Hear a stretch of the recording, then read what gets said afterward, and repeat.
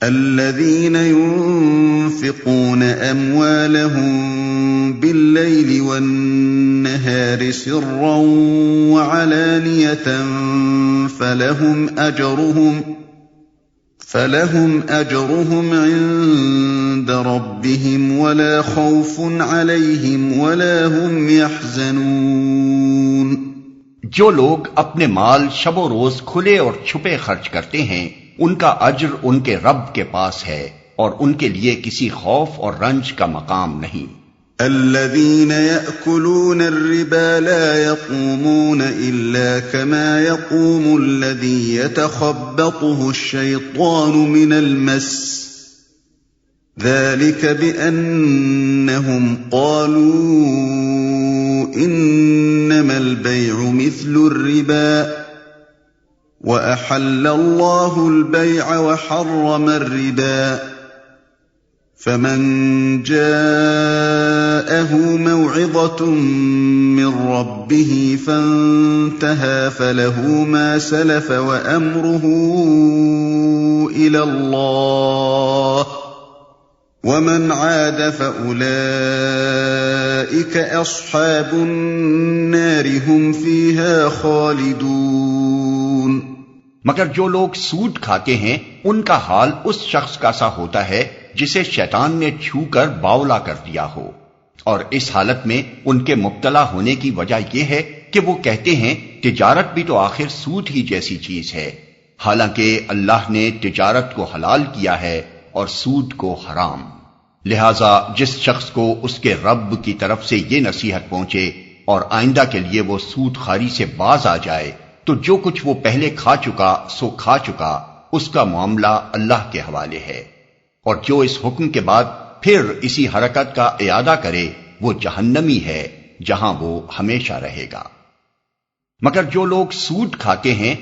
اصل میں لفظ ربا استعمال ہوا ہے جس کے معنی عربی میں زیادتی اور اضافے کے ہیں۔ اصطلاحاً اہل عرب اس لفظ کو اس زائد رقم کے لیے استعمال کرتے تھے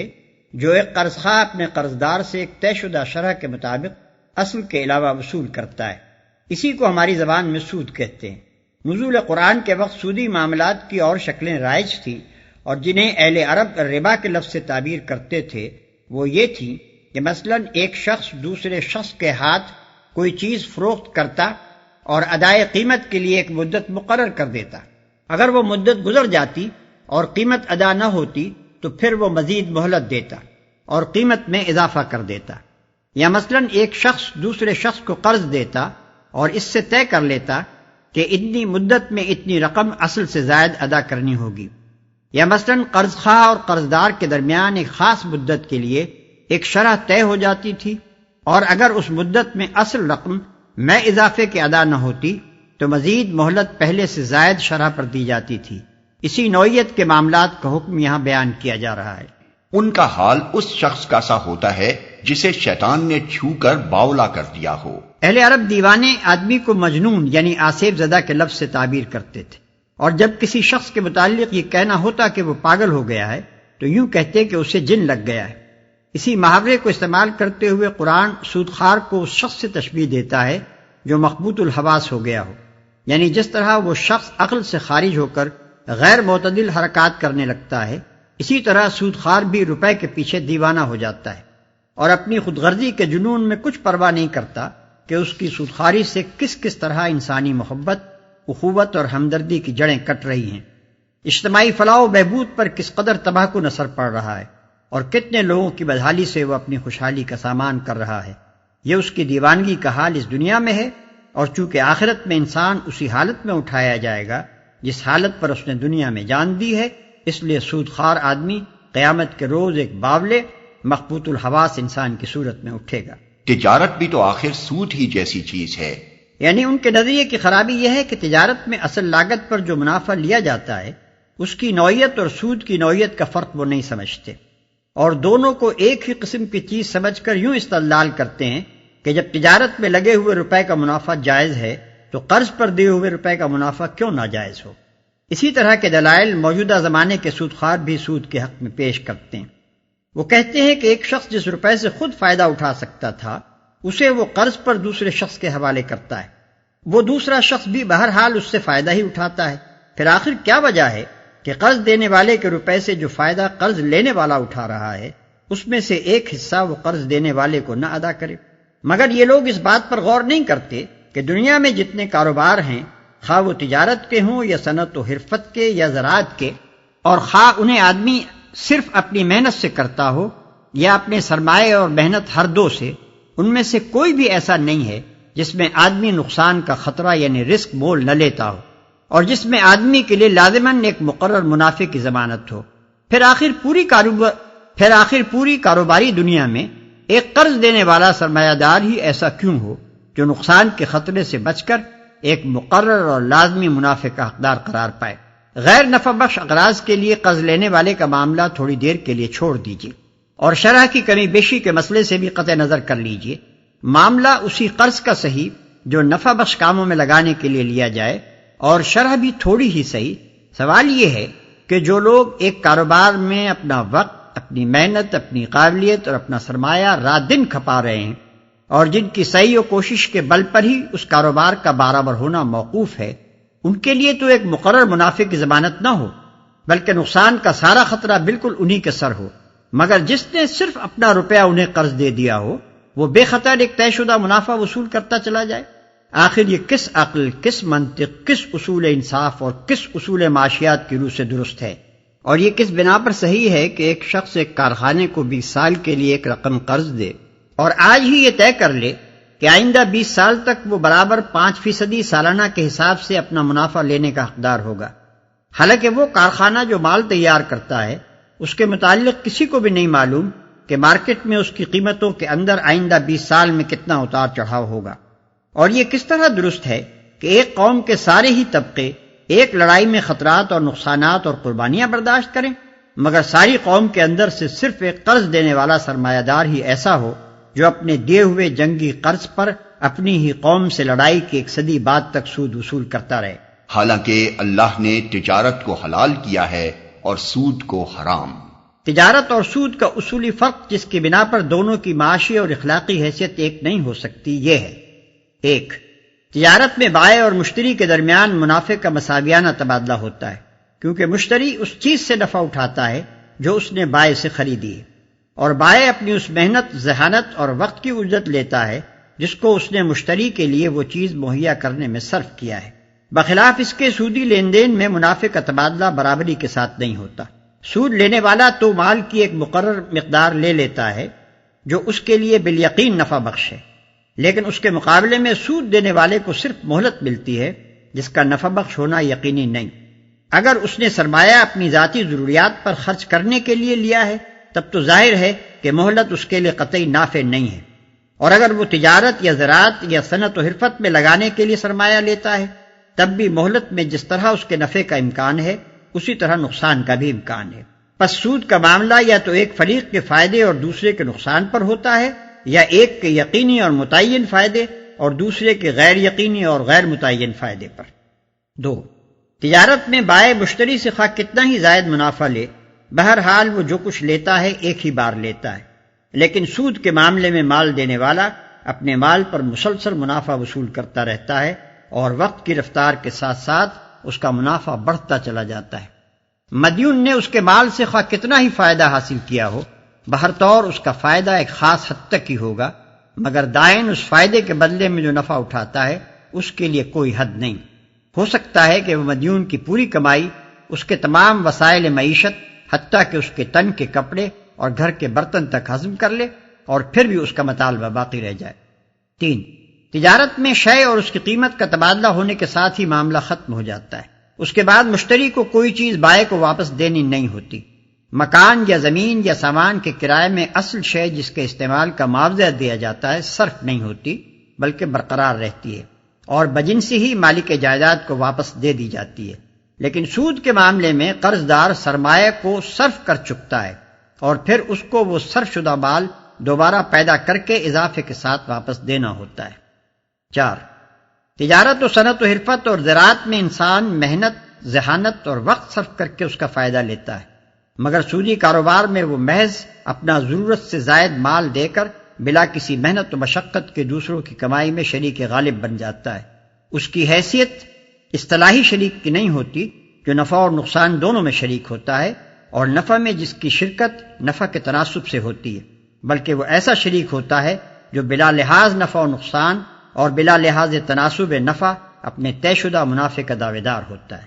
ان وجوہ سے تجارت کی معاشی حیثیت اور سود کی معاشی حیثیت میں اتنا عظیم الشان فرق ہو جاتا ہے کہ تجارت انسانی تمدن کی تعمیر کرنے والی قوت بن جاتی ہے، اور اس کے برعکس سود اس کی تخریب کرنے کا موجب بنتا ہے۔ پھر اخلاقی حیثیت سے یہ سود کی عین فطرت ہے کہ وہ افراد میں بخل، خود غرضی، شقاوت، بے رحمی اور زر پرستی کی صفات پیدا کر دیتا ہے، اور ہمدردی و امداد باہمی کی روح کو فنا کر دیتا ہے۔ اس بنا پر سود معاشی اور اخلاقی دونوں حیثیتوں سے نوع انسانی کے لیے تباہ کن ہے۔ اس کا معاملہ اللہ کے حوالے ہے۔ یہ نہیں فرمایا کہ جو کچھ اس نے کھا لیا اسے اللہ معاف کر دے گا، بلکہ ارشاد یہ ہو رہا ہے کہ اس کا معاملہ اللہ کے حوالے ہے۔ اس فقرے سے معلوم ہوتا ہے کہ جو کھا چکا سو کھا چکا کہنے کا مطلب یہ نہیں ہے کہ جو کھا چکا اسے معاف کر دیا گیا، بلکہ اس سے محض قانونی رعایت مراد ہے۔ یعنی جو سود پہلے کھایا جا چکا ہے اسے واپس دینے کا قانوناً مطالبہ نہیں کیا جائے گا، کیونکہ اگر اس کا مطالبہ کیا جائے تو مقدمات کا ایک لامتناہی سلسلہ شروع ہو جائے جو کہیں جا کر ختم نہ ہو۔ مگر اخلاقی حیثیت سے اس مال کی نجاست بدستور باقی رہے گی جو کسی شخص نے سودی کاروبار سے سمیٹا ہو۔ اگر وہ حقیقت میں خدا سے ڈرنے والا ہوگا اور اس کا معاشی و اخلاقی نقطہ نظر واقعی اسلام قبول کرنے سے تبدیل ہو چکا ہوگا تو وہ خود اپنی اس دولت کو جو حرام ذرائع سے آئی تھی اپنی ذات پر خرچ کرنے سے پرہیز کرے گا، اور کوشش کرے گا کہ جہاں تک ان حقداروں کا پتہ چلایا جا سکتا ہے جن کا مال اس کے پاس ہے اس حد تک ان کا مال انہیں واپس کر دیا جائے، اور جس حصہ مال کے مستحقین کی تحقیق نہ ہو سکے اسے اجتماعی فلاح و بہبود پر صرف کیا جائے۔ یہی عمل اسے خدا کی سزا سے بچا سکے گا۔ رہا وہ شخص جو پہلے کمائے ہوئے مال سے بدستور لطف اٹھاتا رہے تو بعید نہیں کہ وہ اپنی اس حرام خوری کی سزا پا کر رہے۔ يمحق الله الربا ويربي الصدقات والله لا يحب كل كفار أثيم۔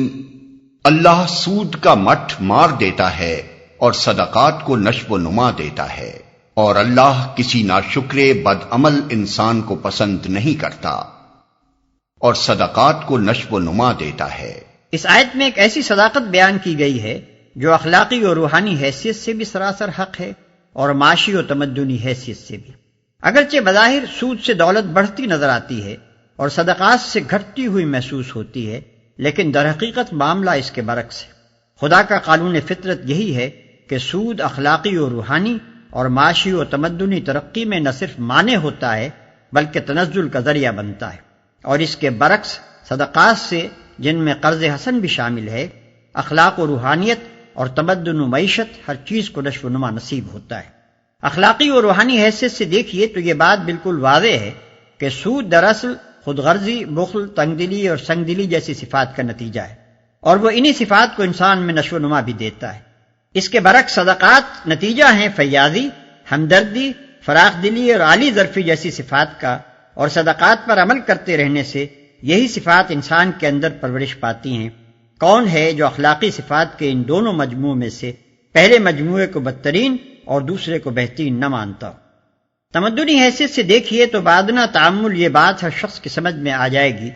کہ جس سوسائٹی میں افراد ایک دوسرے کے ساتھ خود غرضی کا معاملہ کریں، کوئی شخص اپنی ذاتی غرض اور اپنے ذاتی فائدے کے بغیر کسی کے کام نہ آئے،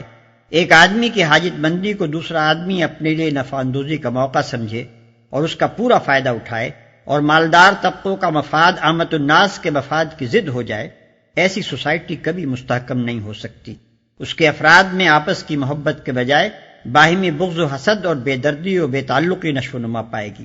اس کے اجزاء ہمیشہ انتشار و پراگندگی کی طرف مائل رہیں گے، اور اگر دوسرے اسباب بھی صورتحال کے لیے مددگار ہو جائیں تو ایسی سوسائٹی کے اجزاء کا باہم متصادم ہو جانا بھی کچھ مشکل نہیں ہے۔ اس کے برعکس جس سوسائٹی کا اجتماعی نظام آپس کی ہمدردی پر مبنی ہو،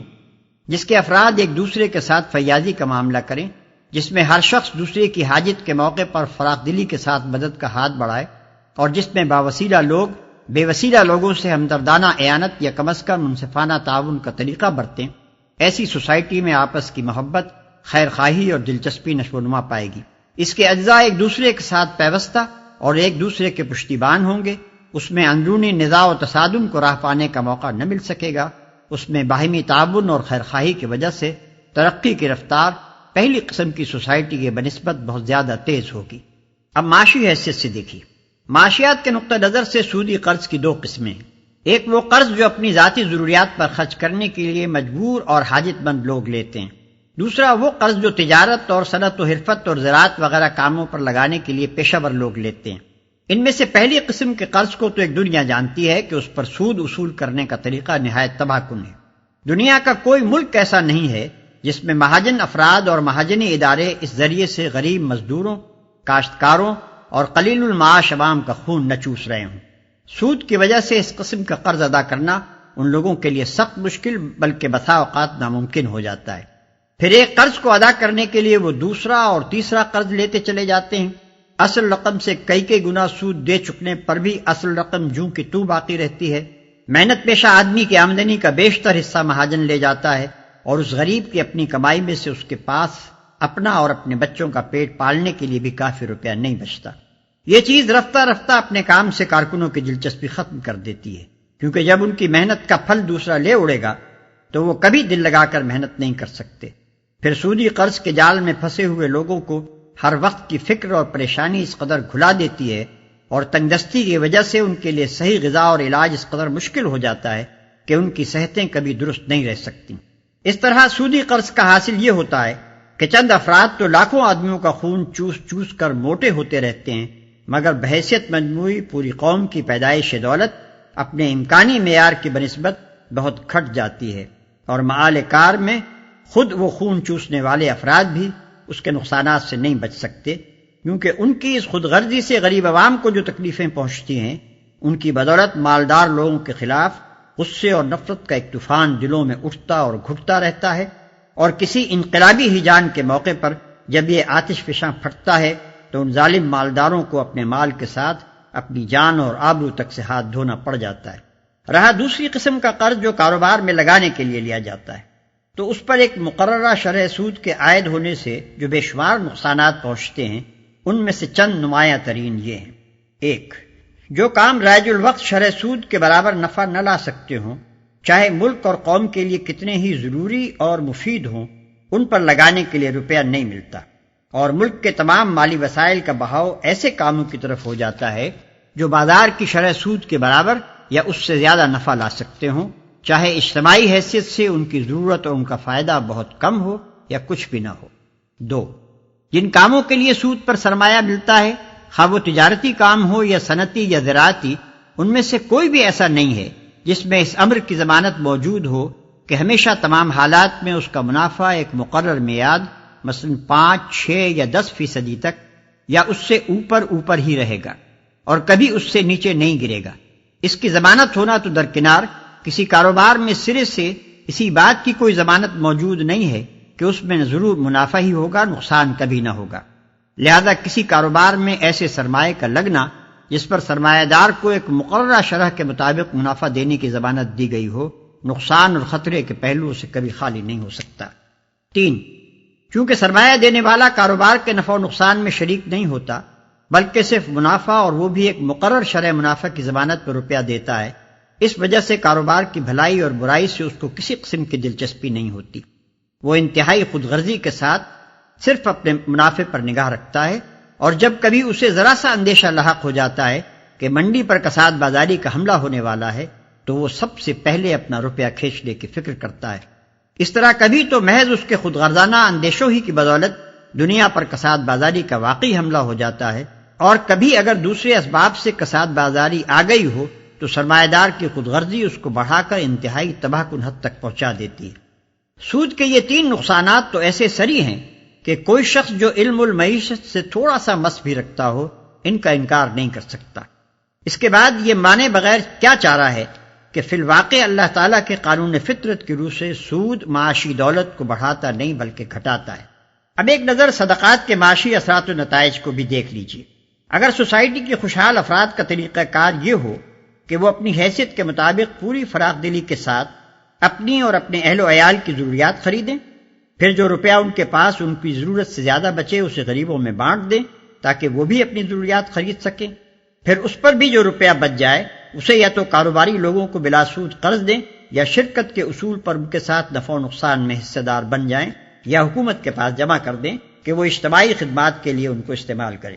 تو ہر شخص تھوڑے سے غور و فکر ہی سے اندازہ کر سکتا ہے کہ ایسی سوسائٹی میں تجارت اور صنعت اور زراعت ہر چیز کو بے انتہا فروغ حاصل ہوگا، اس کے عام افراد کی خوشحالی کا معیار بلند ہوتا چلا جائے گا، اور اس میں بحیثیت مجموعی دولت کی پیداوار اس سوسائٹی کی بنسبت بدرجہ زیادہ ہوگی جس کے اندر سود کا رواج ہو۔ اور اللہ کسی ناشکر بد عمل انسان کو پسند نہیں کرتا۔ ظاہر ہے کہ سود پر روپیہ وہی شخص چلا سکتا ہے جس کو دولت کی تقسیم میں اس کی حقیقی ضرورت سے زیادہ حصہ ملا ہو۔ یہ ضرورت سے زیادہ حصہ جو ایک شخص کو ملتا ہے قرآن کے نقطہ نظر سے دراصل اللہ کا فضل ہے، اور اللہ کے فضل کا صحیح شکر یہ ہے کہ جس طرح اللہ نے اپنے بندے پر فضل فرمایا ہے اسی طرح بندہ بھی اللہ کے دوسرے بندوں پر فضل کرے۔ اگر وہ ایسا نہیں کرتا بلکہ اس کے برعکس اللہ کے فضل کو اس غرض کے لیے استعمال کرتا ہے کہ جو بندے دولت کی تقسیم میں اپنی ضرورت سے کم حصہ پا رہے ہیں ان کے قلیل حصے میں سے بھی وہ اپنی دولت کے زور پر ایک ایک جز اپنی طرف کھینچ لے تو حقیقت میں وہ ناشکرہ بھی ہے اور ظالم، جفاکار اور بد عمل بھی۔ ان الذين آمنوا وعملوا الصالحات واقاموا الصلاة وآتوا الزكاة لهم اجرهم عند ربهم ولا خوف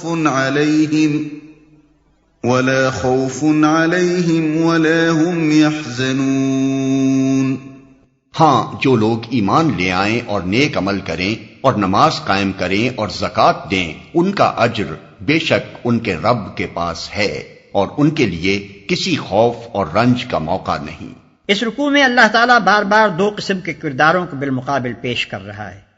ایک کردار خود غرض، زر پرست، شائلاق قسم کے انسان کا ہے جو خدا اور خلق دونوں کے حقوق سے بے پرواہ ہو کر روپیہ گننے اور گن گن کر سنبھالنے اور ہفتوں اور مہینوں کے حساب سے اس کو بڑھانے اور اس کی بڑھوتری کا حساب لگانے میں منہمک ہو۔ دوسرا کردار ایک خدا پرست، فیاض اور ہمدرد انسان کا کردار ہے جو خدا اور خلق خدا دونوں کے حقوق کا خیال رکھتا ہو، اپنی قوت بازو سے کما کر خود کھائے اور دوسرے بندگان خدا کو کھلائے اور دل کھول کر نیک کاموں میں خرچ کرے۔ پہلی قسم کا کردار خدا کو سخت ناپسند ہے، دنیا میں اس کردار پر کوئی صالح سوسائٹی نہیں بن سکتی، اور آخرت میں ایسے کردار کے لیے غم و اندوہ اور کلفت و مصیبت کے سوا کچھ بھی نہیں۔ بخلاف اس کے اللہ کو دوسری قسم کا کردار پسند ہے، اسی سے دنیا میں صالح سوسائٹی بنتی ہے اور وہی آخرت میں انسان کے لیے موجب فلاح ہے۔ يا أيها الذين آمنوا اتقوا الله وذروا ما بقي من الربا إن كنتم مؤمنين۔ اے لوگو جو ایمان لائے ہو، خدا سے ڈرو اور جو کچھ تمہارا سود لوگوں پر باقی رہ گیا ہے اسے چھوڑ دو اگر واقعی تم ایمان لائے ہو۔ فَإِن لَّمْ تَفْعَلُوا فَأْذَنُوا بِحَرْبٍ مِّنَ اللَّهِ وَرَسُولِهِ وَإِن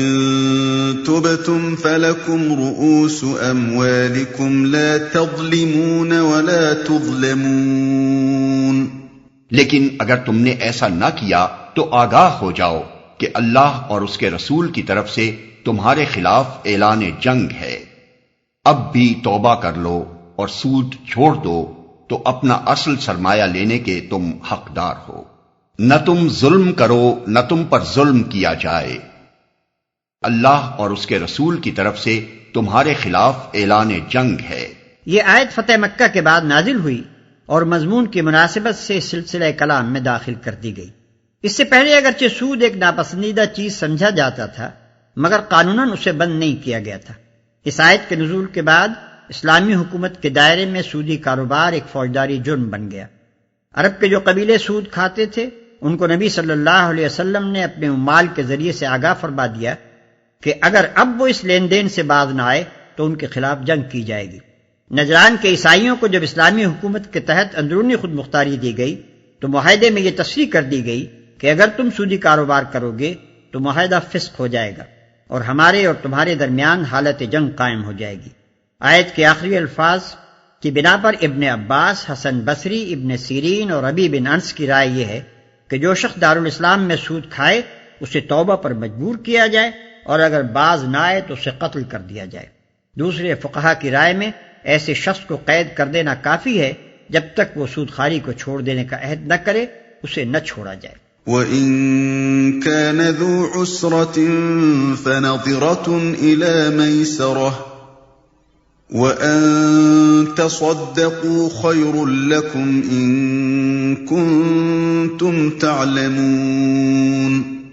تمہارا قرضدار تنگ دست ہو تو ہاتھ کھلنے تک اسے مہلت دو، اور جو صدقہ کر دو تو یہ تمہارے لیے زیادہ بہتر ہے اگر تم سمجھو۔ اسی آیت سے شریعت میں یہ حکم نکالا گیا ہے کہ جو شخص ادائے قرض سے عاجز ہو گیا ہو، اسلامی عدالت اس کے قرض خواہوں کو مجبور کرے گی کہ اسے مہلت دیں، اور بعض حالات میں وہ پورا قرض یا قرض کا ایک حصہ معاف بھی کرانے کی مجاز ہوگی۔ حدیث میں آتا ہے کہ ایک شخص کے کاروبار میں گھاٹا آ گیا اور اس پر قرضوں کا بار بہت چڑھ گیا۔ معاملہ نبی صلی اللہ علیہ وسلم کے پاس آیا۔ آپ نے لوگوں سے اپیل کی کہ اپنے اس بھائی کی مدد کرو، چنانچہ بہت سے لوگوں نے اس کو مالی امداد دی، مگر قرضے پھر بھی صاف نہ ہو سکے۔ تب آپ نے اس کے قرض خواہوں سے فرمایا کہ جو کچھ حاضر ہے بس وہی لے کر اسے چھوڑ دو، اس سے زیادہ تمہیں نہیں دلوایا جا سکتا۔ فقہا نے تصریح کی ہے کہ ایک شخص کے رہنے کا مکان، کھانے کے برتن، پہننے کے کپڑے اور وہ آلات جن سے وہ اپنی روزی کماتا ہو کسی حالت میں قرق نہیں کیے جا سکتے۔ وَاتَّقُوا يَوْمًا تُرْجَعُونَ فِيهِ إِلَى اللَّهِ ثُمَّ تُوَفَّى كُلُّ نَفْسٍ مَا كَسَبَتْ وَهُمْ لَا يُظْلَمُونَ۔ اس دن کی رسوائی و مصیبت سے بچو جبکہ تم اللہ کی طرف واپس ہوگے، وہاں ہر شخص کو اس کی کمائی ہوئی نیکی یا بدی کا پورا پورا بدلہ مل جائے گا، اور کسی پر ظلم ہرگز نہ ہوگا۔